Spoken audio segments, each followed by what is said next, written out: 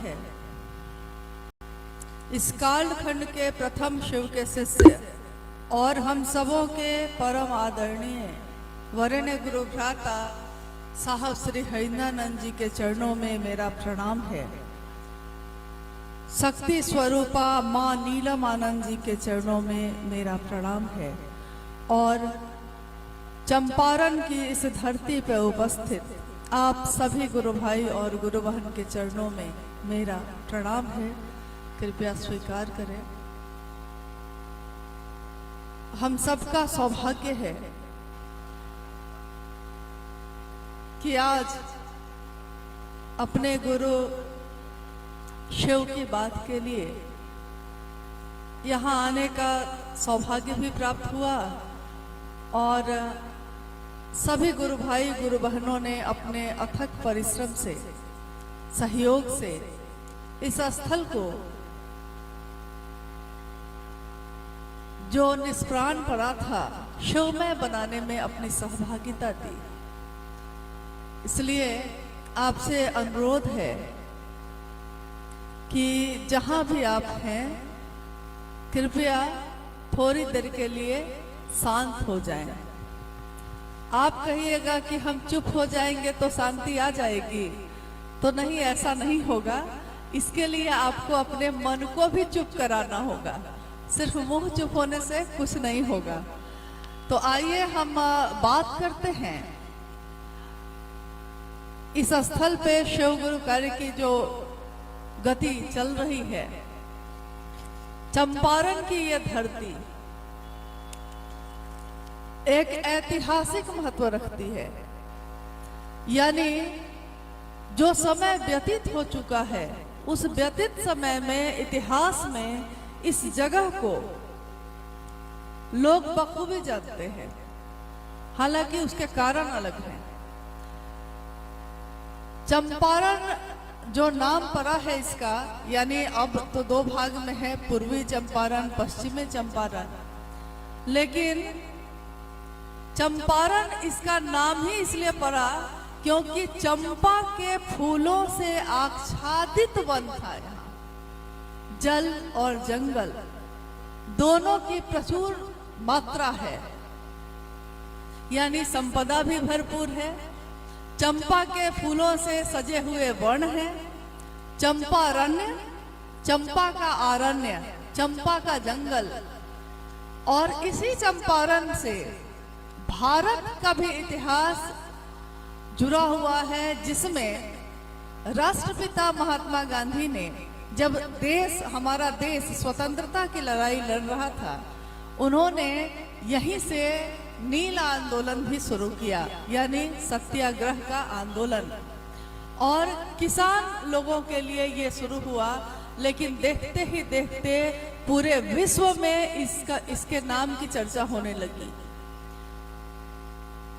इतिहास में ये सारी चीजें हुई हैं। कोई क्रांति, कोई आंदोलन जब होता है तो किसी एक विशेष काम के लिए होता है। जब वो काम समाप्त हो जाता है तो फिर वो आंदोलन भी समाप्त हो जाता है, वो क्रांति भी खत्म हो जाती है। लेकिन शिव के शिष्य साहब हरिंद्रानंद जी ने शिव के शिष्यता का भाव हमारे आपके मन में जग जाए, इसके लिए जागरण का काम किया है। और जब हर व्यक्ति जब जग जाता है, जागरण हो जाता है उसका, तो फिर वो सोता नहीं, ये समाप्त नहीं होता है। ये जागरण पीढ़ी दर पीढ़ी, इस पीढ़ी से दूसरी पीढ़ी चलती ही चली जाती है। कल को हम भी नहीं होंगे शरीर में, आप भी नहीं होंगे, लेकिन क्या शिव की शिष्यता नहीं होगी? क्या शिव के शिष्य नहीं होंगे? होंगे ही होंगे, और भी ज्यादा बेहतर कहने वाले, और भी बेहतर सुनने वाले, और भी बेहतर काम करने वाले गुरु का होंगे। लेकिन इस काल खंड में, इस समय में हमको आपको जो श्रेय मिला है अपने गुरु शिव की बात करने का, हम उसमें अपना सर्वश्रेष्ठ योगदान दें। बस इसी की कामना साहब हैदरानंद जी ने की, शिव के शिष्य ने की कि शिव जो जगत का गुरु है, पूरी दुनिया जिसको बोलती है कि जगत का गुरु है, वो हर व्यक्ति का सचमुच में गुरु बन जाए, सचमुच में गुरु हो जाए। इस काम को करने की प्रक्रिया है ये शिव की शिष्यता। जिस दिन हम लोगों ने अपने जीवन में पुकारा था और कहा था, हे शिव आप मेरे गुरु हैं, मैं आपका शिष्य हूं, मुझ शिष्य पर दया कर दीजिए। इसके लिए हमको पहले तो ये सोचना होगा कि हम बोलते तो ये हैं, लेकिन बोलते कुछ हैं, करते कुछ हैं, परिणाम कुछ और आता है। स्वाभाविक है कि जब हम बोलेंगे कुछ और, करेंगे कुछ और दिखेंगे कुछ और, तो उसका वो रिजल्ट, वो परिणाम नहीं आएगा जिसकी कल्पना, जिसका सपना साहब और दीदी ने देखा है। अभी आपने सुना कि शिव की शिष्यता में साहब और दीदी नीलम आनंद जी की क्या भूमिका है। सही बात है, एक डॉक्टर की भूमिका उसके मरीज में क्या होती है? उसकी भूमिका ये होती है कि वो जब तक उसका मरीज बीमारी से मुक्त नहीं हो जाएगा, तब तक वो डॉक्टर उसकी देखभाल करता ही रहेगा, उसके बाद भी करता रहेगा कि फिर से बीमारी नहीं हो जाए। एक शिक्षक की भूमिका किसी विद्यार्थी के लिए क्या होती है? अगर वो मैट्रिक में पढ़ता है और उसका जो शिक्षक है उसकी भूमिका होती है कि मैट्रिक बढ़िया से ही पास कर जाए, और सिर्फ पास ही नहीं कर जाए, बढ़िया से बढ़िया कॉलेज मिले। उसके बाद भी उसके जीवन में जब जब वो मिलता है वो उसको राह दिखाता रहता है। यानी भूमिका ये खत्म नहीं होती। और शिव की शिष्यता में साहब हैदरानंद जी, मां नीलम आनंद जी की भूमिका सभी शिव के शिष्यों के लिए ऐसी है जो जब तक उन्होंने कहा कि जब तक मैं तुम सबको, उन्होंने अपनी चर्चा में कितनी बार कहा कि मैं जो कहता हूं आप करते नहीं है तो क्या करूं? क्या मैं छोड़ दूं? क्या मैं शिव का शिष्य आपको नहीं बनाऊं?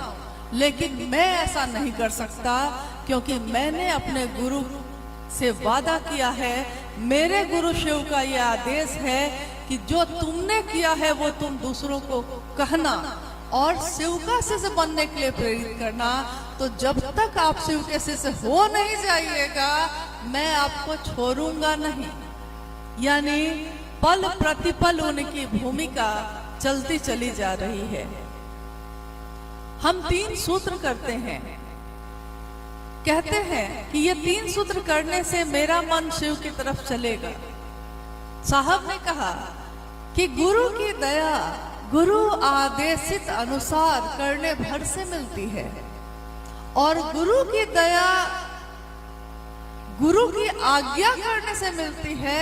ये होता कैसे है?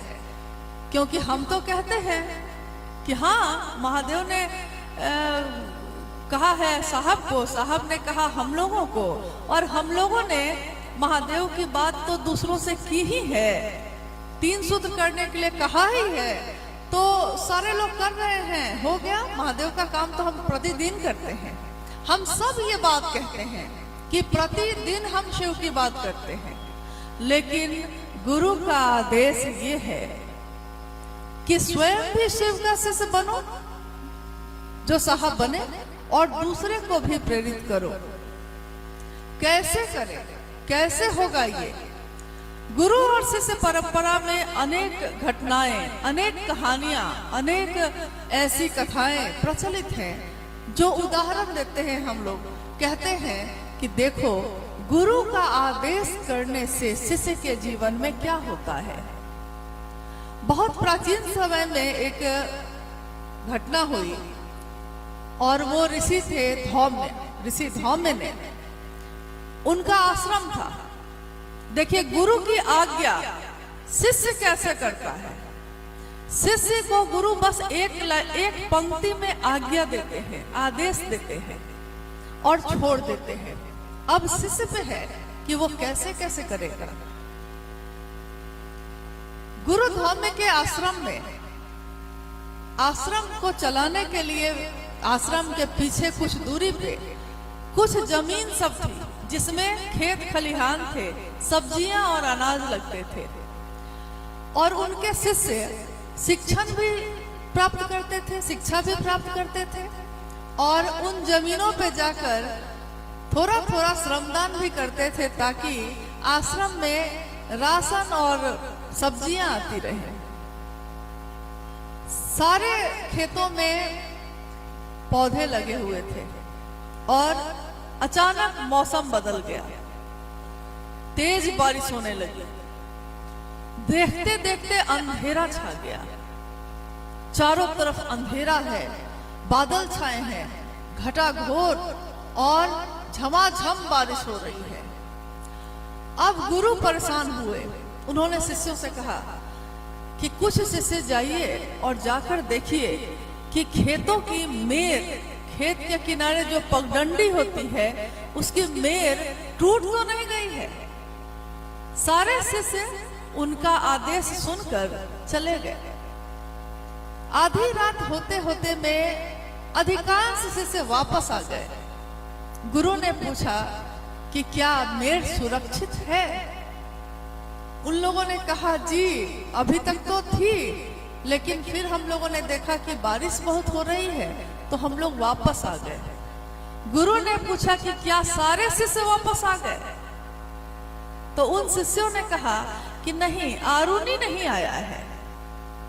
उन्हीं के शिष्य थे आरुनी, आरुनी नहीं आया है। अब गुरु बेचैन हुए। साहब ने कहा कि जब शिष्य उसका कहीं फंस जाता है तो गुरु शिष्य की तलाश करते हैं। गुरु परेशान हो गए, आधी रात हो गई है, ये बच्चा है मेरा शिष्य है, मेरे आदेश पे गया था, इस झंझावात और तूफान में गया था, मैं कैसे जाके सो जाऊं? इसलिए मैं खुद जाऊंगा देखने कि आखिर वो कहां रह गया। गुरु खेतों की पगडंडी पकड़े हुए बढ़ते गए और जब वहां पहुंचे, उन्होंने देखा, दृश्य था सामने, एक खेत की मेर टूट गई थी। बहुत सारे खेत थे, एक खेत की मेर टूटी हुई थी, और उस टूटे हुए मेर पे उनका शिष्य आरुनी अपने शरीर को ही सुलाए हुए था। उसने अपने शरीर को ही सुला दिया था उस पे, और चूंकि बारिश हो रही थी, ठंड थी, बेसुध था वो, लगभग बेहोशी में था। गुरु ने उसको इस अवस्था में देखा तो उनका हृदय भी चित्कार कर उठा। उन्होंने कहा, आरुनी तुम यहां क्यों लेट गए? आरुनी ने कहा कि आपने आदेश दिया था कि मेर टूटनी नहीं चाहिए,